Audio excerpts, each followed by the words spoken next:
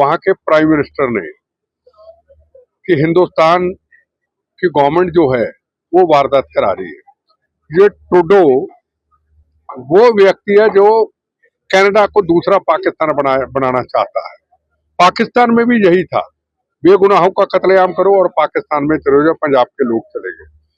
आज vote bank की खातर कनाडा अपने मुल्क को खराब कर रहा है और हमारे देश को तोड़ने की बात कर रहा है। मैं एक ही बात कहना चाहूंगा, कनाडा हो, अमेरिका हो, यूके हो या ऑस्ट्रेलिया हो, क्या उनके देश का कोई भी व्यक्ति हिंदुस्तान के अंदर आके उस कंट्री को तोड़ने की बात हमारे देश में करे, हमारा देश कभी इस चीज को शेल्टर नहीं देगा, बर्दाश्त नहीं करेगा।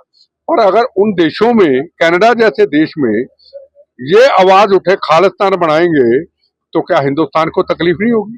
भारत देश कुर्बानियों का देश है, खून पसीना बहाया हिंदू मुसलमान सिख ईसाइयों ने, और उसको तोड़ने की बात कनाडा के अंदर हो और हिंदू मुसलमान सिख ईसाइयों के तिरंगे झंडे को पैरों में रोता जाता है, उसका फुटबॉल बनाया जाता है और वहां की सरकार उसको सपोर्ट करती है।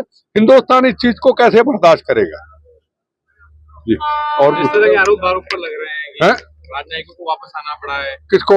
भाई भारत के आदमी को वहां से निकालने के लिए तुरंत बोला गया, उसको लगता है देश की छवि पर कुछ फर्क पड़ता है?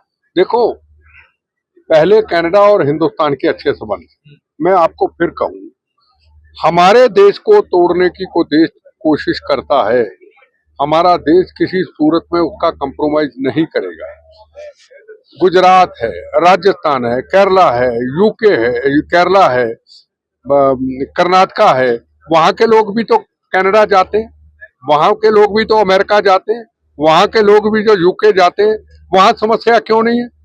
वो हमारे मुल्क की संस्कृति को अपनाते हैं, हमारे मुल्क की संस्कृति को जिंदा रखते हैं। हमारे राष्ट्र का कोई अपमान करता है उसको बर्दाश्त नहीं करते। पंजाब वालों को क्या तकलीफ है? ये राजस्थान, ये पंजाब, इनको क्या तकलीफ है? पंजाब एक वो सूबा रहा है जो मजलूमों की रक्षा का सूबा रहा है, जो बहादुरी का सूबा रहा है। और पंजाब के अंदर बार बार खालिस्तान की मांग क्यों उठे?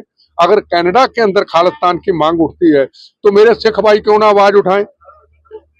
हिंदू उठाएगा तू फिरका परस्त, हिंदू उठाएगा बीजेपी, हिंदू उठाएगा तू आरएसएस, हिंदू आवाज कहेगा तिरंगे झंडे का, तू फिरका परस्त है, तू तो नफरत फैलाता है। तो सिख भाई क्यों चुप रहे? ये देश हिंदू मुसलमान सिख ईसाइयों का है। हम पहले भारतीय, अगर मेरे से आप सवाल पूछो, आप पहले सरदार हो तो भारतीय, मैं कहूंगा गर्व से कहो मैं भारतीय हूं, फिर मेरी पगड़ी की शान है। जब हम मजहबों धर्मों में फंस जाते हैं, भारत माँ को किनारे कर जाते हैं, तो फिर वो मुल्क के साथ धोखा है। तो वर्ल्ड वॉर की स्थिति क्या लग रही है आपको दुनिया में? देखो जी, आज बड़ी दुख की बात है कि इजराइल है, यूक्रेन है, रशिया है, हर तरफ जंग की बातें चल रही है। भारत एक ऐसा देश है जहां कहीं तरफ से जंग नहीं चलती। यहाँ सबसे बड़ी हमारी जो समस्या है, हमारे घर के अंदर जो लोग बैठे हैं, वो कहते रहे ना, कवि प्रदीप जी का गाना था, कहनी है एक बात यही, इस देश के पहरेदारों से संभल के रहना, अपने घर में छुपे हुए गरदारों से।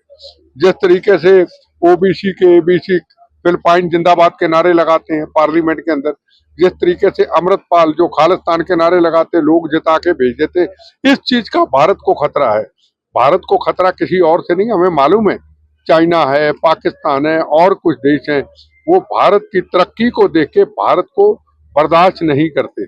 पर भारत आज मजबूत है, नरेंद्र मोदी जी की रहनुमा के नीचे भारत सुरक्षा के ऊपर, सीमाओं के ऊपर, जवानों के ऊपर, फॉरेन पॉलिसी के ऊपर भारत मजबूत है। पर हम अगर कमजोर होते हैं तो अपने देश के अंदरूनी मामलों में कमजोर होते हैं, जब हम अपनी वोट बैंक की पॉलिटिक्स करते हैं। विश्व शांति में भारत की भूमिका कहाँ देखते हैं? विश्व शांति में भारत की क्या विश्व की? अब देखिए, इजराइल के अंदर भी नरेंद्र मोदी जी का रोल अच्छा रहा, कोशिश अभी भी कर रहे हैं। यूक्रेन, अगर रशिया के प्राइम मिनिस्टर को मिले तो यूक्रेन को भी मिले, कोशिश कर रहे हैं कि आपस में इसको। भारत आज विश्व गुरु बनता जा रहा है, भारत बहुत आगे जा चुका है। पहले भारत की ये स्थिति थी क्या? आज भारत विश्व गुरु की तरफ बनता जा रहा है। हमारी फॉरेन पॉलिसी बहुत मजबूत हुई है। हमें सब पॉलिटिकल पार्टियों को वोट बैंक पॉलिटिक्स करें, पर जो भी काम करना है वो राष्ट्रवाद के ऊपर करें। और जिस तरीके से अमर अब्दुल्ला ने अब कहा है कि फिर कानून वही लाएंगे। एक बात स्पष्ट कह देते, जो 370 धारा हट गई। किसी भी सूरत के अंदर आज दुनिया में बैठा हुआ सच्चा भारतीय कश्मीर में आतंकवाद को बर्दाश्त नहीं करेगा। पर जो आतंकवादियों की पॉलिटिकल पार्टियां सपोर्ट करती हैं, उनके खिलाफ सख्ती से कार्रवाई होगी।